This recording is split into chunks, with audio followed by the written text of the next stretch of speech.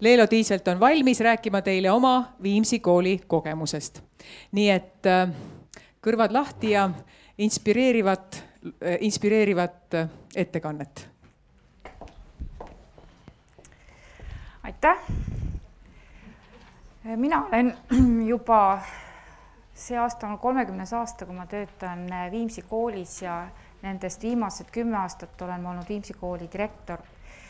Nii et selles mõttes on ikkagi teie ees ka elav pedagoog, kes arvatavasti teab, millest ta räägib, kuigi jah, tõsi, viimased 10 aastat ma väga palju klassi ees ei ole olnud, aga siiski olen ja saanud oma elu võib-olla kõige paremad kogemused, mis ongi mind viinud selleni, mis on mind viinud selle kujundava hindamise juurde.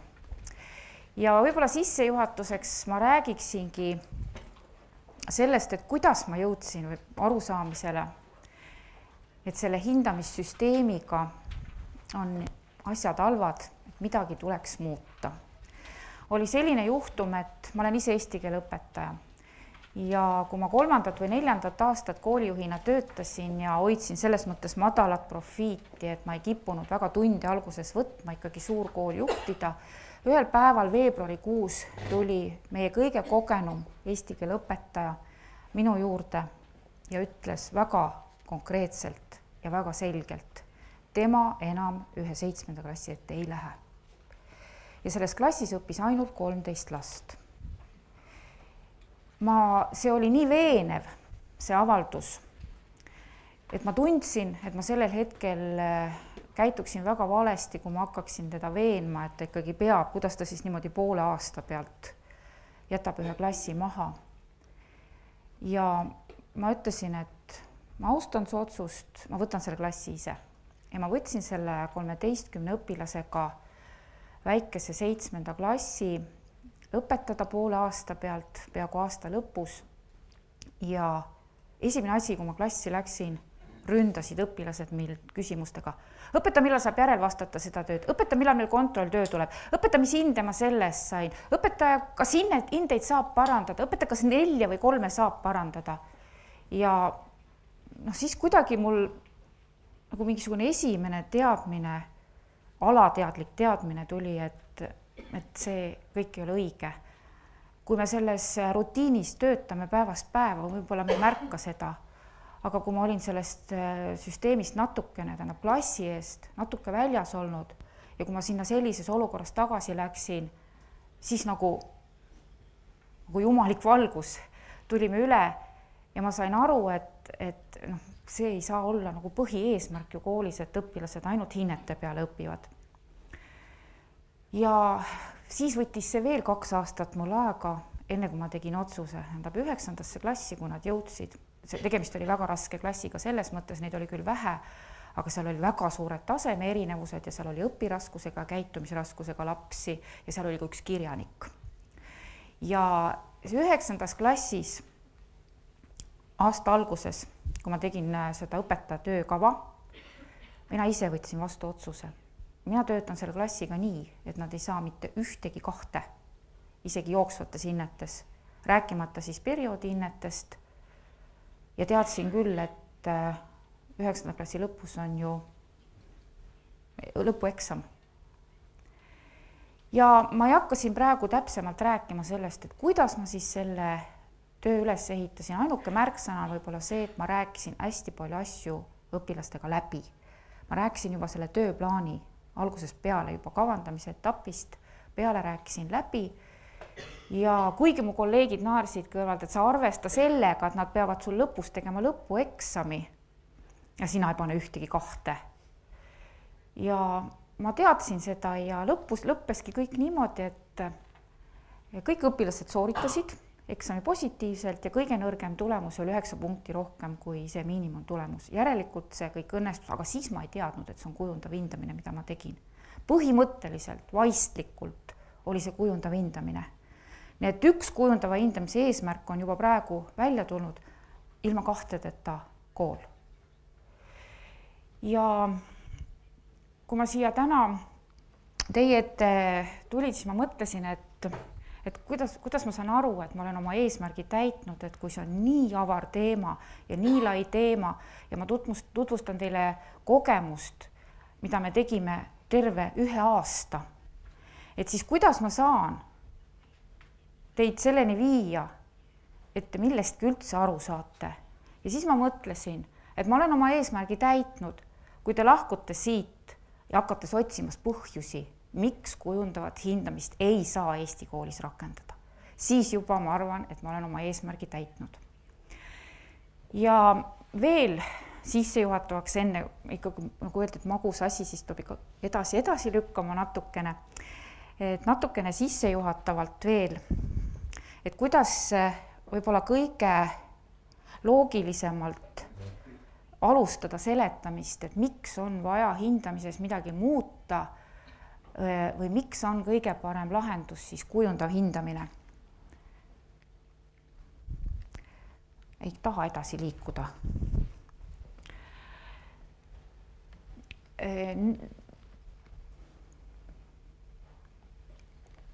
2010. aasta IBM-i uuringus küsitleti üle maailma 66 firma juhte, et saada teada seda, et missugused on ootused tuleviku põlvkonnale.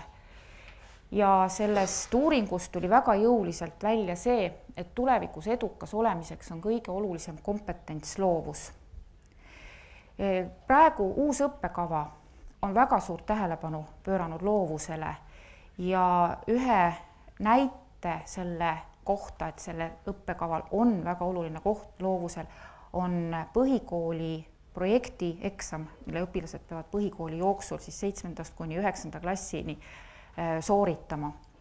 Ja tihtipeale, esimene mõte, see on nii loomulik mõte, et kui me mõtleme loovusest ja me mõtleme sellise projekti eksami peale, siis kohe meie mõtted liiguvad kunstiainete suunas.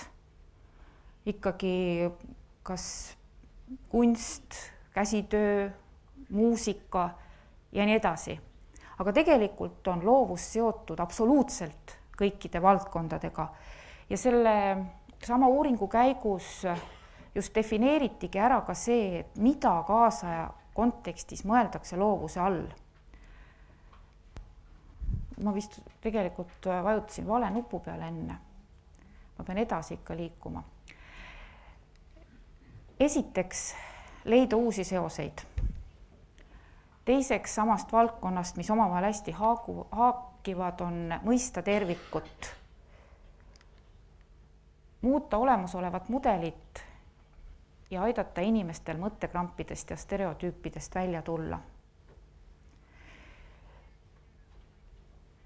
Me ei saa tegelikult koolis õpetajatena töötades väita, et need asjad ei oleks olulised ja me alateadlikult püüdleme kõik selle poole, et neid asju õpetada. Aga keskendudes liigselt õppekavale või õpikutele või töövihikutele, me ikkagi unustame selle käigus selle loovuse ära. Kui me nüüd läheme kujundava hindamise juurde, siis mul sellest edasi ongi järgmine küsimus. Siin on veel see, et miks on loovus üha olulisem maailmas. Kasvav regulatsioonide hulk, maailma majanduskeskuste kandumine Aasiasse ja ärimudelite muutumine, kasvav muutuste tempo ja info hulga ja klientide ootuste pidev suurenemine. Ja kui Indrek Maripuu, kes vahendas seda uuringut portaalis juhtimine, siis selle pealt temal tekkisidki sellised küsimused. Kuivõrd me koolis ikkagi tahame õpetada loovust või lahti õigemini õpetada, seda on keeruline, et kuidas me saame selle loovuse inimestes valla päästa ja ta vastab ise kohe sellele küsimusele. Meil on lihtsam hinnata seda, mis on konkreetne, mis on seotud faktide, teadmistega, väga konkreetsete oskustega. Kuna me ei suuda hinnata loovust, siis me tegelikult sellega ei tegele. Võib-olla tal on mõnes mõttes õigus, aga võib-olla mitte ka kõiges. Võib-olla me ikkagi tahame selle loovusega tegeleda. Ja me saame sellega tegeleda, kui me rakendame kujundavat hindamist. Nüüd on järgmised küsimused. Üks küsimus. nüüd ma ootan teilt ka juba vastuseid siit auditooriumist, et ma annan teile 2 väidet, 5 väitepaari. Need 5 väitepaari on vastandlikud ja mu küsimus ongi see, et kumb väide, mis käib hindamise kohta, kõik need väited käivad hindamise kohta, kumb nendest väidetest, mis käivad hindamise kohta, soosib teie arvates rohkem loovust? Hindamine kontrollib õpilaste teadmisi ja oskusi, hindamine toetab õpilase arengut. Kumb soosib rohkem loovust, kumb lähenemisviis? Toetab õpilase arengut? Kindlasti mõlemad. Ma küsin, kumb rohkem? Hindamine toetab õpilase arengut. Üks jääb nagu ebamäärasemaks. Jah, teine jääb ebamäärasemaks. Nii hindamist viib läbi õpetaja, õpilased on hindamisprotsessi kaasatud. Õpilased on kaasatud. Pigem rohkem vist küll see. Nüüd edasi järgmine väitepaar. Õpetaja paneb õpilastele hindeid, õpetaja annab õpilastele tagasisidet. Tagasiside. Hindamine tagab kvaliteedi, hindamine kontrollib kvaliteeti. Pigem kumb? Loovus. Ikkagi kontroll. Tagab kvaliteedi vist pigem. Aga mõlemad ei ole ju välistatud, selge see. Valesid vastused ei ole, nagu ütles meie lugupeetud kaitseminister. Kogu õppeprotsess on hindamine, õppeprotsess koosneb teadmiste omandamisest ja teadmiste hindamisest. Kindlasti mõlemad, aga pigem kumb võiks valla päästa õpilastes loovuse, pigem. Kogu õppeprotsess on hindamine. See ongi võib-olla kujundava hindamise kõige täpsem selgitus, et kui me hiljem vaatame neid definitsioone, mis kujundava hindamise kohta on antud, siis seal räägitaksegi protsessist. Nüüd selliseid väiteid traditsioonilise ja kujundava hindamise kohta võib vastandina tuua hästi palju ja see meetod, mida ma praegu kasutasin, on ise üks kujundava hindamise meetod. Näiteks, kui me läheme klassi ette, alustame uue teemaga ja me tahame teada, mida õpilased sellest teemast teavad, siis meil on mõistlik selliseid vastandväiteid pakkuda õpilastele ja siis nad näevad sellest, kui palju nad juba sellest teemast teavad ja nad on juba positiivselt selle teema suhtes häälestatud. Nii et see on ka üks selline väga praktiline meetod. Ja kõige andekam või kõige vaimukam selline vastandpaar, mida ma kirjandusest olen leidnud nagu traditsioonilise ja kujundava hindamise kohta, on selline, et kujundavas hindamises õpilane tuleb kooli õppima, aga traditsioonilises hindamises, mida ta tuleb tegema? Ta tuleb kooli vaatama, kuidas õpetaja töötab. Mis ei ole võib-olla üldsegi mitte väga absurdne väide, kuigi see tundub väga naljakas. Aga nüüd ma läksin jälle tagurpidi.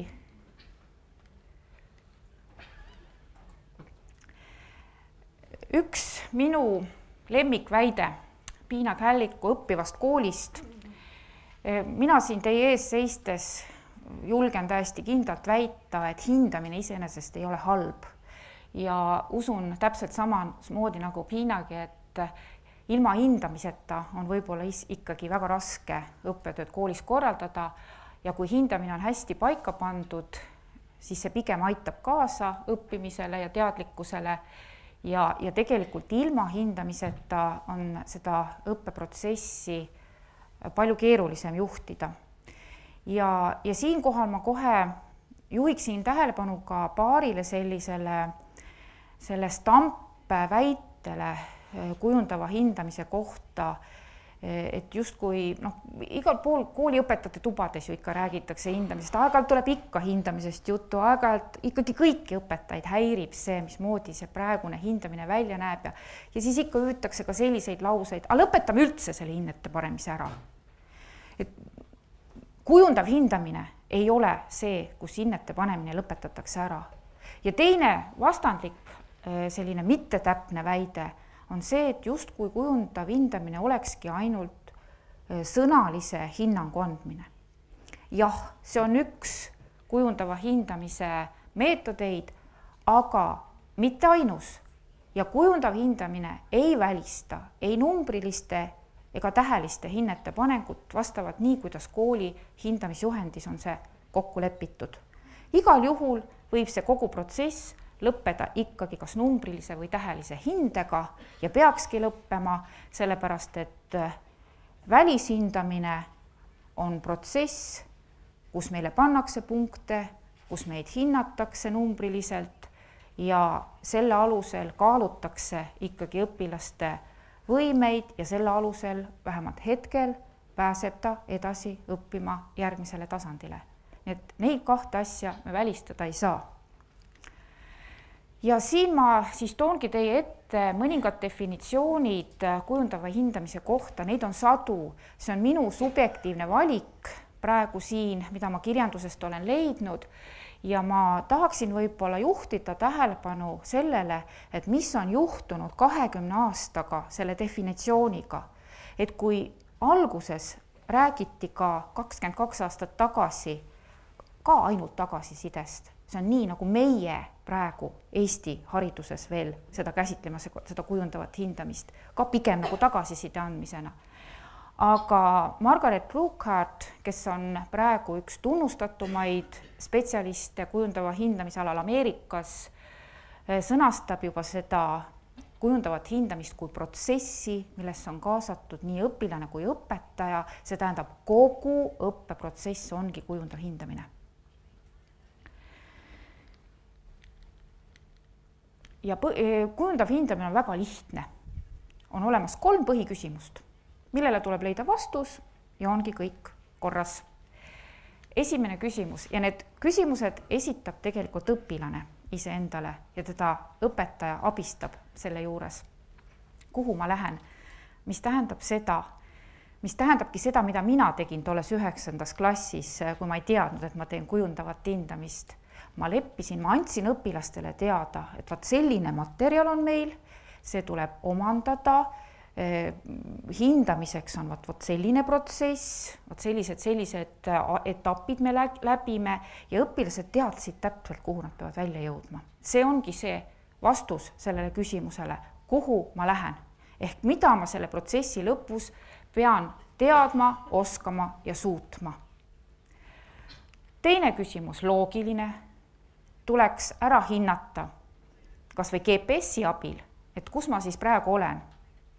Selleks ongi vaja neid eelkontrollikesi või eelvestlusi õpetajatega. Tihtipeale me õpetajatena oleme krampis kinni, me teame, et meil on vähe aega, meil on programm vaja täita, meil on vaja õpik läbi saada ja me tihtipeale võib-olla ei mõtle selle peale, et aga kui teeks mingisuguse kas arutelu või väikse essee või kontrolli küsimustega enne, kui me teema juurde asume. Äkki pooled õpilased juba valdavad teemat ja siis me saame sealt edasi minna täpselt selle tühimikuga, mis on jäänud. Ja tegelikult peaksid seda veel tegema õpilased, see eelkontroll, oma õpetaloovus tuleb ka lahti päästa, te oletegi kõik professionaalid ja te teate oma ainevaldkonna spetsiifikat, et missugune see eelkontroll peaks just olema. Aga see peab olema niisugune, et õpilane pärast seda saab teha graafiku. Graafiku ühes otsas on 0, teises otsas on 10. Ja selle alusel ta määratleb ära, kus ta selles graafikus on. Ja siis ta saab teada, palju tal on veel käia. Ja sealt tulebki välja õpilase individuaalsus. Ja õpetaja saab hindamatu informatsiooni selle kohta, et tal on juba selliseid õpilasi kindlasti, kes ei saa öelda, et 100% teavad, sellepärast et Jaak Aaviksoo ütles, et 100% ei teagi keegi, aga kes valdavad teemat ikka juba päris hästi, neid õpilasi saab rakendada teiste õpilaste abistamisel ja õpetamisel, sest kujundava hindamise puhul üksteisega koostöö või paaristöö, koostöö oma kaasõpilasega on üks olulisemaid aspekte. Ja pärast seda, kui õpetaja on saanud nii väärt informatsiooni selle kohta, kus tema õpilased asuvad, saab ta oma kava ümber mõelda, kuidas ikkagi nüüd selle informatsiooni alusel edasi minna. Ehk nüüd ongi see viimane küsimus, tuleb täita see tühimik, mis nüüd igal õpilasel on. Mõnel on ta selline, mõnel on selline. Aga kõik peavad lõpuks jõudma sinna number 10-sse või enam-vähem sinna kanti. Ja kui kogu aeg selliseid küsimusi esitatakse, siis õpilane harjub sellega ja ta oskab ise ennast hinnata üha rohkem. Ja lõpuks oskab ta ise hinnata ka seda, mida ta peab selleks tegema, et seda tühimikku täita. Ja selle tühimiku täitmiseks on nüüd 6 põhilist strateegiat. Ma kasutan siin praegu allikmaterjalina Margaret Brookhardi materjale. Need on ka need materjalid, mille järgi või mis mudeli järgi meie oma koolis oma õpetajatega terve eelmise aasta töötasime. Ja esimene strateegia on siis jagatud eesmärgid, sellest oligi nüüd ka juttu natukene, kui ma alustasin üldse seda teemat, et kuidas õpilastega tuleb läbi rääkida. Ja siin on ka oma nüansid, millele selle eesmärkidega jagamiselt, see ei ole niisama lihtne, et ma lähen klassi ette ja annan teada, nii, nüüd me peame jõudma sinna ja hakkame pihta. Tegelikult ideaal on see, kui õpetaja läheb küll oma töökavaga, aga selle vestluse käigus sõnastavad õpilased need eesmärgid nii ümber, et nemad nendest aru saavad. Vaevalt, et see 2. või 3. klassi laps nagu sellest keelest aru saab, mida õpetaja on oma töökavasse õppealajuhataja jaoks kirjutanud. Õpilase jaoks peab ta need eesmärgid ikkagi suupärasemaks tegema ja parem on, kui õpilased sõnastaksid need ise ümber, siis on selge, et üksteist mõistetakse. Ja kui need eesmärgid on ümber sõnastatud, siis miks mitte anda see plaan, see eesmärgistatud kava, mis siis toimuma hakkab sellel perioodil õpilastele, ka nende mapi vahele. Ja juba eelteadmiste kontrollist või sellest teada saamisest, kus maal õpilased on, sellest oli juba juttu. Nüüd edasi üks keeruline. Seda ei taha edasi, nii tuleb. Aga kuidas me saame aru, et õpilased saavad aru, mis on need oodatavad õpitulemused? Selleks on ka paar väga head sellist meetodit, mida igas aines võib-olla ja iga teema puhul ei saa kasutada, aga ma veel kord ütlen, päästke loovus endast valla ja te leiate need meetodid üles. Aga üks väga selline hea mudel, näiteks essee puhul, on see, et anda õpilasgrupile kätte üks nõrk töö ja üks tugev töö. Ja nemad selle nõrga ja tugeva töö põhjal ise koostavad hindamismudeli, määratlevad kriteeriumid, mida võiks selles töös hinnata, siis panevad sinna 5, 4, 3, 2, 1, no 2, 1 võib-olla ei olegi, aga ikkagi.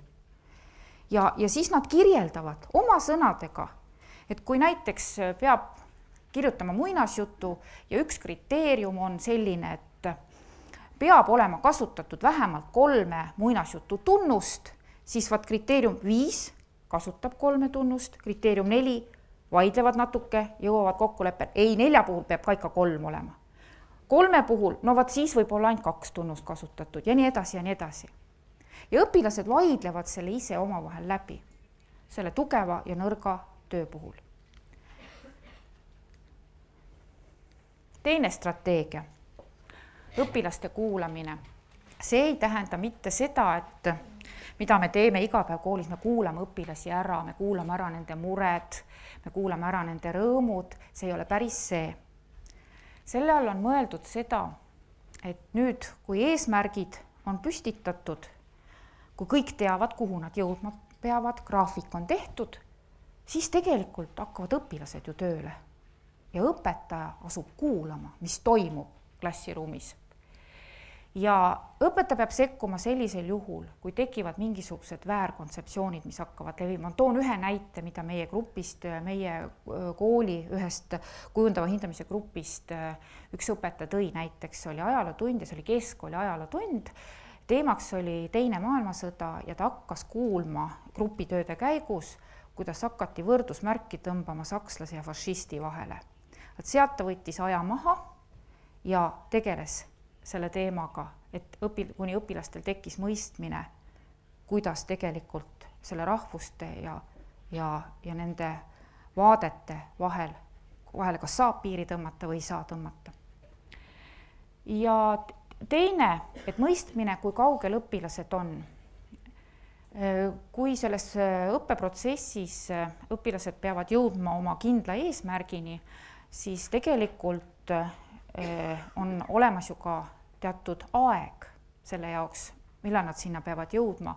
Ja õpetaja peab siin juhul jälgima, et mõni õpilane sellest ajagraafikust maha ei jää, nii et ta peab aitama neil püsida ajagraafikus. See oleneb jälle, kas tehakse rühmatööd või kas tehakse ka individuaalset tööd, et igal juhul peab olema õpetaja toeks, et õpilased jõuaksid oma töödega õigeks ajaks valmis. Kolmas strateegia.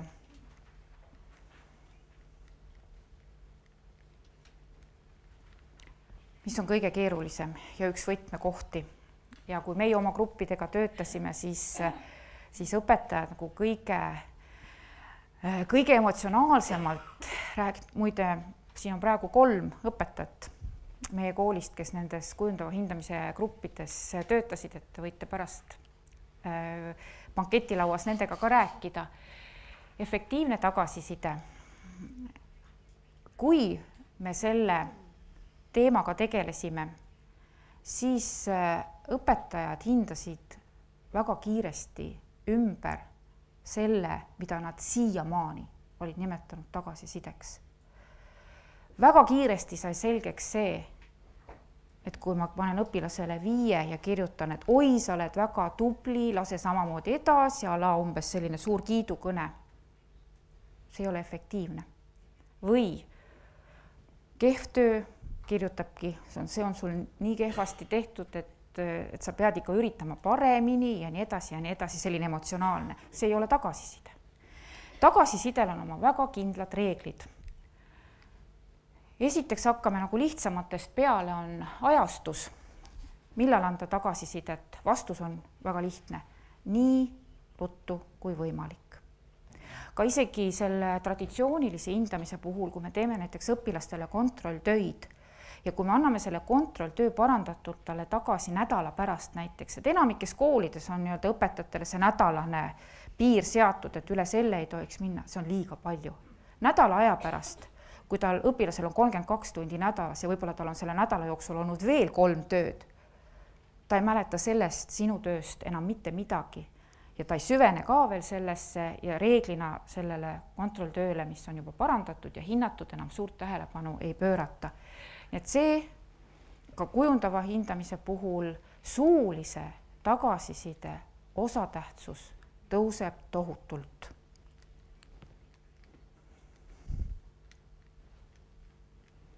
Kuidagi ei taha toimida. Nüüd tuli kohe 2 tükki. No mis siis? Kogus, et kui palju tagasisidet on korraga mõistlik anda. Jällegi väga trafaretne vastus. Nii palju kui vaja ja nii vähe kui võimalik. Ja kohe sealt fookus, millele pöörata tähelepanu kõige olulisematele asjadele, et kui õpilase töös on näiteks mingisugune väga suur nõrkus, siis sellele nõrkusele tulebki keskenduda. Või kui õpilase töös, ideaalse õpilase töös, kus on kõik väga hästi, on mingi eriti tugev külg, siis sellele tugevale küljele tulebki tähelepanu juhtida. Mudel, millele tugineb tagasiside. Kui me töötame hindamismudeli järgi, siis sellele tulebki tugineda, kui me anname tagasisidet. Näiteks ma toon jälle hästi labase näite. Näiteks geograafiaõpetaja teeb esitlus, et hinnatav lõpptöö on esitlus, millele eelneb väike uuring ja kui ta annab tagasisidena õpilasele enne esitlust, lõplikku esitlust, et sul on hästi väga palju ortograafia vigu, et pööra sellele tähelepanu. Kui hindamismudelis ei ole kirjeldatud kriteeriumina ortograafia, siis tegelikult ta ei saa tagasisidena seda ortograafiat üldse puudutada. Aga siit ka tähelepanu. Väga täpselt tuleb välja mõelda, mida me kriteeriumidest tahame saada. Ja mina eesti keele õpetajana loomulikult ütlen, et see ortograafia pool või see õige kiri peaks tegelikult kõikides töödes, ükskõik, kas me teeme geograafia, füüsika, ajaloo, mis tahes töid, et see peab kriteeriumitest peaks olema. Nüüd edasi. Viis, kuidas anda selget positiivset ja negatiivset tagasisidet. Kui ikkagi õpilase töös on midagi, mis kipub ikka väga nihu minema või siis me peame olema kindlad, et me suudame pöörata sellele asjale niimoodi tähelepanu oma tagasisidega, et õpilane saab sellest aru. Et ta saab sellest midagi õppida. Selgus, mis on seotud natuke selle eelmisega, et kuidas anda õpilase jaoks mõistetavat tagasisidet on selge, et me ei saa 12. klassi õpilasele anda samasuguse sõnavaraga tagasisidet kui teise klassi õpilasele, et siin peab õpetaja väga hästi tunnetama ja miks mitte ka puberteediealise puhul veidi võib-olla sellisele puberteediealise keelekasutusele isegi natukene tuleb õppida puberteediealise keelekasutust, võib-olla te teisest keelest ei saagi aru sellel ajajärgul. No, põhjalikkus, et kui kaugel on mõistlik tagasiside andmisel minna, see on üks olulisemaid kohti. Tegelikult tagasiside üks kuldreegel on see, et tegelikult tagasiside peab andma õpilasele suuna kätte. Õpetaja ei tohi ära parandada midagi õpilase töös, vaid eesmärk on see, et ta saab kätte selle, mis on viga ja ta ise parandab selle ära, ta teeb ise selle paremaks, mitte õpetaja. Ja vist peakski olema viimane tonaalsus. Kindlasti, kui me nüüd nende reeglite järgi vaataksime, me oleme kirjutanud ju tagasisidesid. Et kui me vaataksime nüüd selle pilguga oma tagasisidet tagasi, et kui raske on anda sellist tagasisidet, et sa ei riivaks õpilase isikupära, et see ei oleks kuidagi solvav. Vot see on see tonaalsuse küsimus, et see peab olema võimalikult neutraalne ja õpilast toetav. Väga paljud sõnad, ma ütlen ausalt, kui meie õpetajad üritasid selle järgi anda tagasisidet, siis nad ise tunnistasid, et kõige suuremaks komistuskiviks sai see viimane punkt. Et õpetaja tegi omast arvust hästi neutraal ja milleks on näiteks partner, me andsime ju grupis näiteid oma tagasisidedest. Ja õpetaja arvates oli see täiesti neutraalne ja naaber kuulis, ei. Kui mina saaksin sellise tagasiside, siis ma tunneks küll, et see on minu isiku pihta natukene. Et need on niisugused hästi pieteeditundega küsimused, millele tuleb läheneda väga teadlikult. Ja esialgu on kindlasti tagasiside kirjutamine, eriti suulise tagasiside, sa ei saa tagasi ka võtta midagi, vähemalt kirjaliku tagasisidega sa saad läbi mõelda oma sõnastuse, kui sa annad suulist, see tuleb kohe välja ja enam tagasi võtta sõnu ei saa. Aga harjutamine teeb meistriks ja ma usun, et selle tagasisidega, kui me harjume selle formaadiga ära, et see ei ole ületamatu takistus. Ja 4. strateegia õpilaste mõtlemise ergutamine küsimuste kaudu. Siin on hästi oluline, siin oli ka, kui me selle teemani jõudsime oma gruppidega, siis õpetajad, see on kõige lihtsam, me küsime kogu aeg küsimusi tunnis, see ei ole üldse mitte mingisugune probleem. Ja 2 õpetajat otsustasid selles faasis, kes paaris töötasid, otsustasid selles faasis külastada üksteise tunde ja otsustasid filmida neid tunde. Et siis saada nendest filmidest tagasisidet, et kuidas õnnestus nüüd nende küsimuste küsimine. Ja siis selgus tõsiasi, reegel, enamik küsimusi peab olema avatud küsimused. Ja filmi pealt halastamatult oli näha, et enamik küsimusi olid kinnised küsimused või faktiküsimused, mida küsiti õpilaste käest. Ja siit edasi järgmine mõtlemisaeg. Kuldreegel ütleb, et 8 sekundit tuleb anda mõtlemisaega enne, kui sa võid küsida õpilase käest vastust. No selle reegli vastu eksiti kohe. Üks õpetaja, see oli see õpetaja, kes ei olnud meil grupis, aga üks õpetaja, kes oli hästi mures distsipliini pärast oma klassis, kutsus ükskord mind tundi, et ma nagu tagant vaataksin, et mis toimub, et milles on asi. Siis ma läksin tema tundi ja olingi nagu siis õpilase rollis ja seal ma nagu nägingi kõige rohkem seda, kuidas õpetaja panustas 90% sellesse tundi. Ta andis endast maksimumi, tal oli tund nii hästi ettevalmistus, ta muudkui küsis küsimusi, 1 sekund vastust ei tulnud, juba järgmine. Ta jõudis 8 sekundi jooksul küsida 5 õpilast ja kuskilt vastust ei tulnud, lõpuks vastas ta sellele ise. Ja siis tuligi niimoodi välja, et tegelikult oligi probleem selles, et õpilastel ei olnud seal tunnis mitte midagi teha. Sest 90% tegutses õpetaja, 10% võib-olla oli õpilastel tegutsemisruumi ja siis juba need puberteediealised poisid hakkasidki otsima võimalusi suhelda omavahel, tegema seal muid lollusi ja niimoodi. Ja kui ma soovitasin õpetajale, et aga pane õpilased tööle, et alusta kas või rühmatöödest ja tee. Ja teate, mis ta ütles mulle, meil on sellised suured klaasseinad, kus on hästi näha, mis tegelikult klassiruumis toimub. Ta ütles mulle, et aga mida teised õpetajad arvavad, kui mul on rühmatöö ja see on kõik näha, kuidas kõik jooksevad mööda klassi ringi, et siis arvavad üldsegi kõik, et siis mul ei ole korda majas. Et meil on ikkagi sellised mõttemallid, millest me ei julge teinekord ka lahti lasta, aga kujundava hindamise puhul tuleb seda kindlasti teha. Ja kõige olulisem veel, et mitte ainult õpetaja peaks esitama küsimusi, vaid õpilased peaksid esitama küsimusi. Üks õpetaja meie kujundava hindamise grupist tegi väga huvitava asja. Eesti keele õpetajaid siin kindlasti on ja me kõik oleme kursis selle kohustusliku kirjandusega ja meil lähevad juuksed halliks, kui me mõtleme selle kohustusliku kirjanduse peale. Ja see oli vist Silvia Rannamaa Kadri, oli vaja läbi lugeda ja õpetaja veel kartis väga, et kuidas õpilased tänapäeval üldse sellisest aga oli kohustuslik ja miks mitte? Mina ei ole põhimõtteliselt kohustusliku kirjanduse vastu, et kui me tahame õppida analüüsima teksti, siis on ju vajalik, et kõik inimesed loevad ühe teksti läbi ja me õpime analüüsi selle ühe teksti pealt. Tema moodust, ja mida õpetajad teevad sageli, kirjandusõpetajad?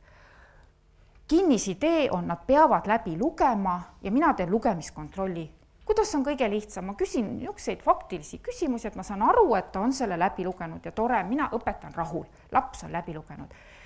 Meie rühma õpetaja moodustas rühmad ja palus õpilastel moodustada küsimusi Kadri kohta. Ja ta rääkis ja pärast siis vahetati grupid ja esitati siis neid küsimusi teistes gruppides. Ja ta ütles, et ta lihtsalt ei jõudnud ära imestada, missuguseid küsimusi esitasid 5. klassi õpilased, lahtiseid küsimusi. Näiteks, mis oli selle tegelase käitumise motiiv ja nii edasi ja nii edasi. Ja mingisugust sisukontrolli ei olnud vaja teha. Kui õpilased oskasid moodustada selliseid küsimusi ja kui teised oskasid nendele küsimustele vastata, siis oli ju selge, et teos oli läbi loetud. Ja õpetaja arvestas kõiki ja kõikidele pandi 5. On mul õigus? Panid 5 kõigile. See õpetaja on ise siin, kes seda tegi. Strateegia 5. Õpilaste, mul on tähevigu tulnud palju, ma vaatan juba mitmes täheviga on. Õpilaste eneseregulatsiooni toetamine, mis me hakkame lähenema põhieesmärgile. Et kui õpetajad kasutavad kogu aeg selliseid toetavaid strateegiaid ja kujundava hindamise strateegiaid hästi, siis nad tegelikult annavad mudeliga õpilastele ette ja õpilased üha rohkem hakkavad ise ennast hindama, ise oma tegevust reguleerima. Ja ma tooksin võib-olla siin mõned üksikud, siin pole võib-olla strateegia kõige õigem sõnad, võib-olla meetodid. Mina ise olen hästi põhimõtteliselt töövihikute vastane, et kus me toodame töövihikuid, kus on ja õpetaja siis on jällegi nagu vanemad on ju, no põhikooli osas muidugi ei osta enam vanemad välja, aga et kui on juba töövihik välja ostetud, siis justkui tuleks ta ka ära täita ju siis ja tihtipeale me kuulemegi ka seda, kuidas õpetajad ütlevadki, et me täidame töövihikuid tunnis. Aga minu meelest on palju õigem õpimapp, kuhu siis õpilane koondab kõik, isegi mingid sodid, isegi mingid mõtteavaldused, isegi mingisugused skeemid, mida nad seal rühmatöödes teevad, koondab kõik ühte sellesse õpimappi. Jah, me peame õpilastes kasvatama ka korralikkust selles mõttes, et lõppmaterjal peab olema korrektselt esitatud, aga see õpimapp ongi ju tema see töövahend. Seal võivad olla ka mustandid ja sodid ja kõik sellised materjalid, mida ta saab hiljem võib-olla hoopis teistmoodi ümber tõsta, enda jaoks loogilisemasse järjekorda ja kindlasti selle õpimapi lõpus peaks olema ka selline enesereflektsiooni leht, et kus siis õpilane ise hindab seda, et kuivõrd ta on oma nagu nendest vigadest või nõrkustest õppinud ja kuidas ta on aru saanud näiteks õpetaja tagasisidest. Tagasiside puhul ongi üks, mis mul jäi tagasiside puhul ütlemata. Üks väga oluline moment on see, et kui õpetaja annab tagasisidet õpilasele, siis pärast seda peab õpilane saama veel muuta, see ongi see põhimõte. Seda sama tööd peab saama õpilane muuta peale tagasiside andmist. Et õpilane saaks anda endast maksimaalselt parima vastavalt sellele, missugused on tema võimed. Ja selle järgi saabki õpetaja ka aru, et kas õpilane on üldse tema tagasisidest aru saanud, et kuidas ta oma tööd muudab. Muidugi on ka selliseid, kes ei hooli sellest, loomulikult nende õpilastega saabki siis õpetajaga rohkem tegeleda. Ja muidugi suur tugev saavutus oleks see, et kui me rääkisime nendest hindamismudelitest, ideaalvariant on see, kui õpilased hakkavad ise ennast hindama. Nad suudavad ise hindamismudeli järgi ennast hinnata ja vähe sellest nad ju tegelikult hakkavad selle hindamismudeli järgi juba oma seda tööprotsessi koostama.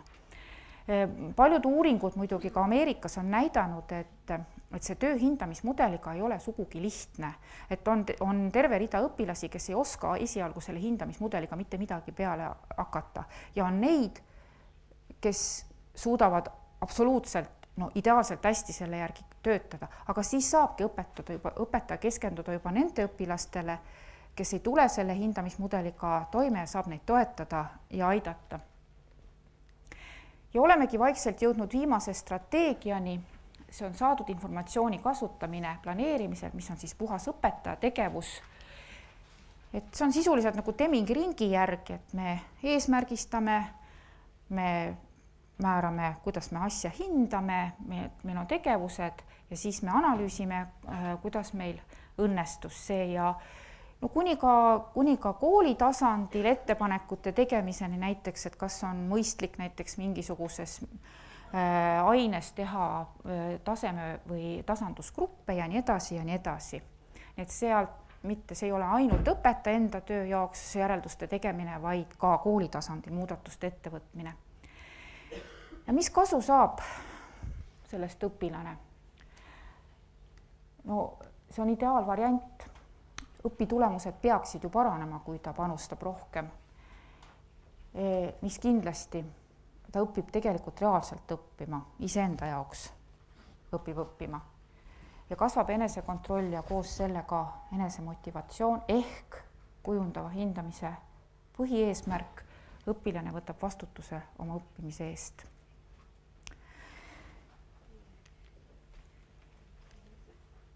Ja nüüd selle protsessi kohta, nagu alustasin nende vastandväidetega, siis ma lõpetaksin võib-olla ka paari sellise vastandväitega, et mis siis kujundav hindamine on lapse keeles või õpilase keeles või sellises hästi lihtsas keeles, et tema ikka jutustab õpilasele sellest, missugune tema õppimine on, väga olevikuline tegevus on see kujundav hindamine ja keskendub sellele, kuidas õpilane õpib ja see on ikkagi protsess, mis toimub kogu aeg.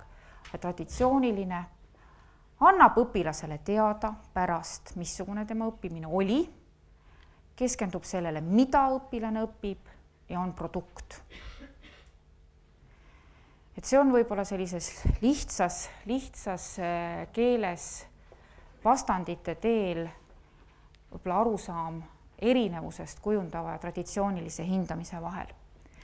Aga nüüd sellest veel lõppu, et kuidas meie oma koolis seda kõike, neid sama 6 strateegiat terve eelmise aasta jooksul rakendasime. Me kasutasime selleks niisugust kogumit nagu professionaalne õpikogukond. Professionaalne õpikogukond ei ole ainult kujundava hindamisega seotud nähtus, vaid selliseid kogukondi luuakse mujal maailmas ka äriorganisatsioonides, haridusasutustes, sellisel juhul, kui on vaja mingisugust uut asja juurutada ja see juurutamine on keeruline ja pikaajaline protsess, siis moodustatakse sellised väga terviklikud meeskonnad, kes käivad siis koos terve selle juurutamisperioodi jooksul.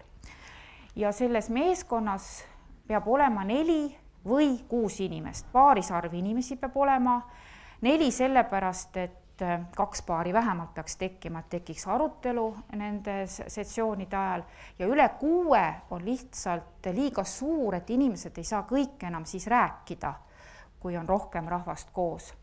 Ja eesmärgiks siis selle meie kujundav hindamise õpikogukondade puhul on siis õpetamispraktika uurimine. Need õpetajad olid uurijad terve eelmise aasta, sest nad lõpuks võeti kaamerad appi. Nad uurisid oma tegevust klassiruumis. Ja mida nad teevad? Me kohtusime, kuna on 6 strateegiat, siis iga strateegia oli jagatud 1 kuu peale. Me alustasime sissejuhatava sellise ühisseminariga ja lõpetasime ka ühisseminariga. Nii et kokku oli 8 kokkusaamist. 6 korda käisid koos siis see 4 või 6 inimest. Meil oli kokku 4 õpikogukonda, 1 oli 6-liikmeline, 3 olid 4-liikmelised. Ja reegel näeb ette, et see peab olema täiesti demokraatlik ja kõikidel peab olema võimalus ühineda sellega, kes tahavad.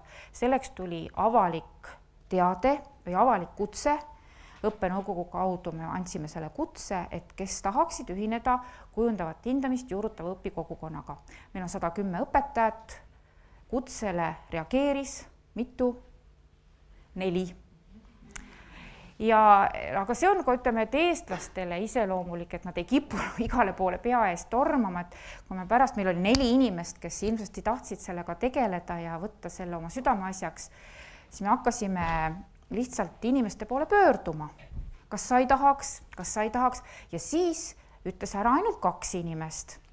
Ja need 2 inimest ütlesid ka väga mõjuval põhjusel ära, et nad õppisid juba koolis magistriõppes ja neil lihtsalt ei olnud sellest piisavalt, aga kõik teised tulid, nii et lõpuks kokku koos moderaatoritega oli meid 21 inimest. Ja kord kuus siis igal kuul 1 sessioon. Püstitasime siis koos eesmärgid ja tegevuse jaoks ka eesmärgid ja koostöös siis selle ühe õpikogukonna sees tekkis siis paar inimestest, kes töötasid koos sessioonide vaheajal selle püstitatud eesmärgi nimel ja rakendasid seda praktikasse. Ja lisaks loeti siis juurde kirjandust, kirjandus oli kõik inglisekeelne. Alguses sai sellega ka nalja, et kõik inimesed ju väga hästi inglise keelt ei osanud ja üritasid Moodle'i tõlkeid kasutada ja siis sai nalja kui palju. Ja lõpuks nad ütlesid, et nad said veel lisakasu see, et nad tuletasid meelde inglise keelt ja õppisid päris hästi inglise keeles lugema. Ja nendel sessioonidel siis jagatakse üksteisega oma kogemust.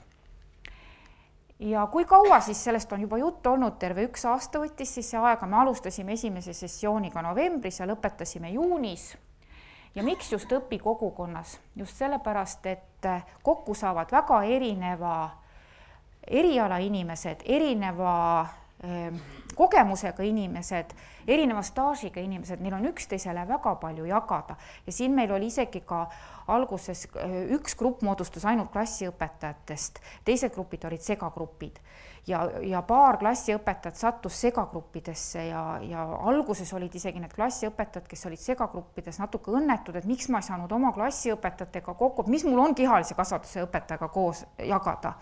Ja pärast oli ta väga õnnelik selle üle, et ta sai kuulata ka teiste ainete õpetajate probleemi ja meetodeid ja sealt tekkiski juba see loovuse, et kuidas saab ühendada, seoseid luua, tervikut luua, kuidas nendest rutiinsetest mõttemallidest vabaneda, et just tegelikult ei pea need olema need kogukonnad ühe aine õpetajad, vaid just nimelt peavad olema segakogukonnad ja peavad olema erinevas astmes õpetavad õpetajad, et nad ainult toetavad ja täiendavad üksteist. Ja tegelikult on kujundav hindamine koolikultuuri küsimus. Seda ei saa teha 1 ega 2 õpetajat, vaid seda tuleb hakata juurutama ikkagi täiesti teadlikult terves koolis. Ja mis kõige olulisem, õpetajad näitasid oma õpilastele, et nemad õpivad, kõik koos õpivad. Meil on elukestev õpe, õpetajad õpivad, õpilased õpivad ja toimub selline koos õppimine.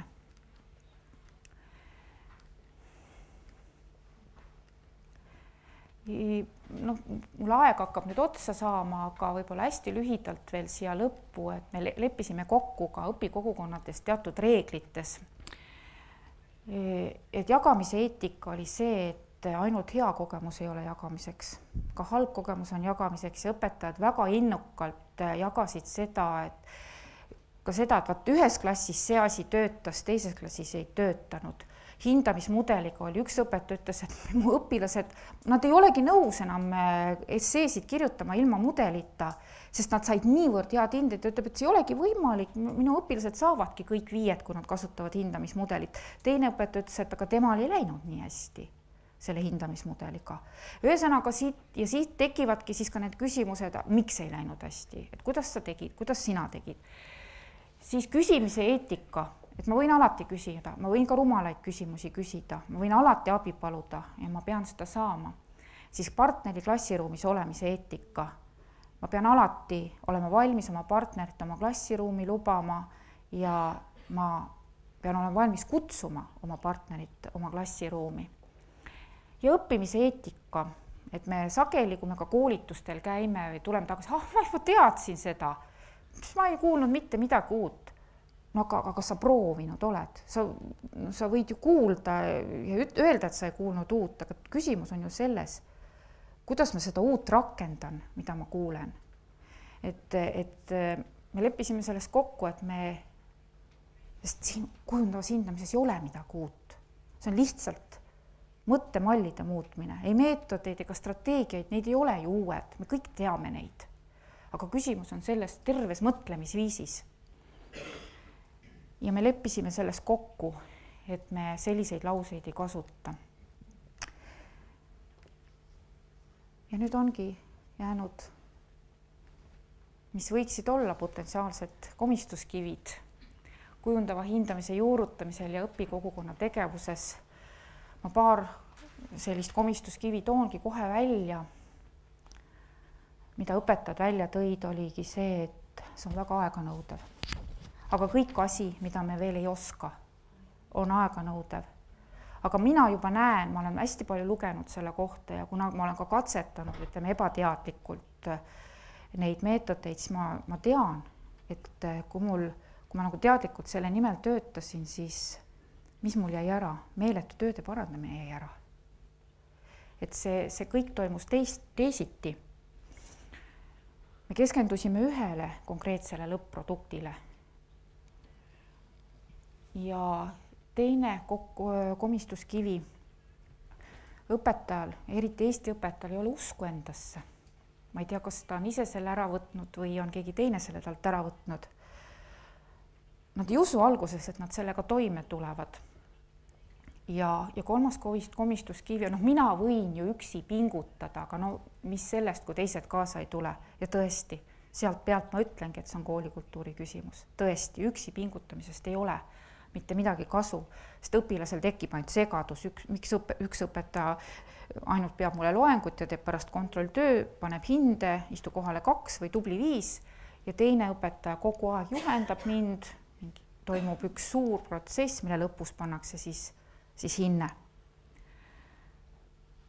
Ja lõpumõtted ongi minu teine lemmik mõte Ivar Trööneri Sulest, et on aeg hakata kujundama koolisüsteemi ja pedagoogikat, mis püüaks lahti mõtestada positiivseid tundeid, rajada meelekindlust ja tublidust, aidata leida tugipunkte sellele, mida Aristoteles nimetas väärteluks.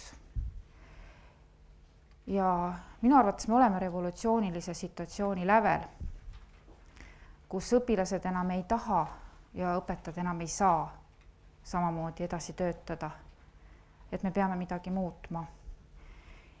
Ja me teame kõik, me räägime väga palju, me oleme väga loodusharitud inimesed. Me otsime poest ökotoitu. Me tahame, et meie toit oleks kasvatatud ilma kunstväetiseta, võimalikult loomulikus keskkonnas, et sellele taimele, mida me siis sööme, oleks antud inimlikku hoolt ja armastust. Aga me ei ole selle ökomõtlemisega jõudnud oma lasteni. Et me väetame neid üle ja üleväetatud laste, nagu üleväetud taimete puhulgi, on 2 võimalust. Nad kas närbuvad või nad kasvavad väga võimsaks, aga samas võivad nad murduda. Nii et kujundava hindamise kool on roheline kool.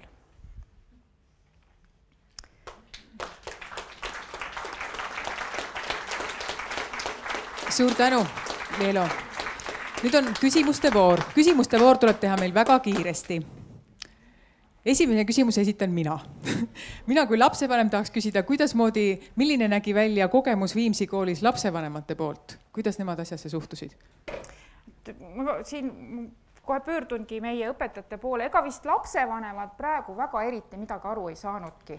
Sest sellepärast, et meil on ju praegu oma kehtiv hindamisjuhend, mis näeb ette, et 3 hinnet tuleb panna. Selles mõttes olid meie need kujundava hindamise õpetajad eriti keerulises olukorras ja nad pidid täitma kooli hindamisjuhendit, aga samas juurutama seda kujundavat hindamist, et neil oligi selles mõttes topeltkoormus. Aga see on väga õige küsimus see lapsevanemate poolt. See oligi ka üks komistuskivi, mida õpetajad välja tõid. Et kui me nüüd lähemegi päriselt kujundavale hindamisele, kuidas me sellele lapsevanemale, kes praegu võtab kodus lapse vastu ja küsib, kuidas sul koolis läks, mis hinde sa said, et kuidas me sellele lapsevanemale teeme selgeks, et väga palju hindeid enam koju ei tooda ja tegelikult õige küsimus oleks see, mida sa koolis õppisid. Tuleb koos lapsevanematega seda protsessi teha. Just, siis tuleb ju lapsevanemaid ka kasvatama hakata. Nüüd on mul järgmine küsimus, et kuna meil nagu mõtted on peaaegu juba banketil, aga sa reklaamisid välja selle, et 3 õpetajat on nõus jagama oma kogemusi banketil, siis nad võiks korraks püsti tõusta, aga kõik ju ei tea, kes need on, kelle poolde võiks pöörduma hakata. Kersti, Marika ja Merike. Näidake ennast korraks, siis me teame, kelle juurde tulla kohe küsima. Pange ennast valmis, veepudel võtke kõrvale, läheb suuremaks jutuks. Kas on veel küsimusi muidu? Ja palun. Ma annan mikrofoni ka. Mul ei olegi küsimus, meil on kommentaar. Ma ei kuula teid esimest korda, ma olen vähemalt teist korda. Ja ma mõtlesin seda kõigest, mis te rääkisite, see tegelikult ei ole ainult kujundav hindamine. See on tegelikult tagasisigestatud õppeprotsess, kuhu on kaasatud õpilased. Ja ma arvan, et te peaksite seda niimoodi nimetama, sest see vist ei ole päris tavaline, et nii see, mis te rääkisite. See tõesti on õppeprotsessi uuendamine. No nagu Burkhardti definitsioon ütlebki, et see on see on õppeprotsess, kuhu on kaasatud õpilased ja õpetajad. Nii, seda peakski niimoodi nimetama ja kujundav hindamine, kui seda üldse saab, peaks nimetama kujundavaks, on üks selle osa. Ja kui me oleme tavaliselt harjunud rääkima sellest jooksvast hindamisest, mis on protsessi hindamine, mis toimub jätkuvalt õppeprotsessis, mis lõpeb kokkuvõtva hindamisega. Sellel on need 3 funktsiooni. Üks on see, et me diagnoosime, mida ta oskab, mida ta veel ei oska. Teine on see, et me saame info selle kohta ja kujundame õppeprotsessi vastavalt. Ja 3. on see ennustav funktsioon ja need olid need vahepealsed hinnangud ja hinded ja vaatab, millega see lõpeb ja võib-olla peame vahepeal midagi kontrollima, sest laps on arenenud. Nii et see on see protsessi käigus toimuv asi, mida te nüüd teete ja võiks seda asja tõesti nimetada õppeprotsessi arendamiseks. Aitäh! Kas on veel küsimusi? Ei ole. Leelo, meil on teile imeline roosiõis, mille me tahaks teile edastada aplausiga. Suur aitäh ja edu ja jõudu teile! Aitäh!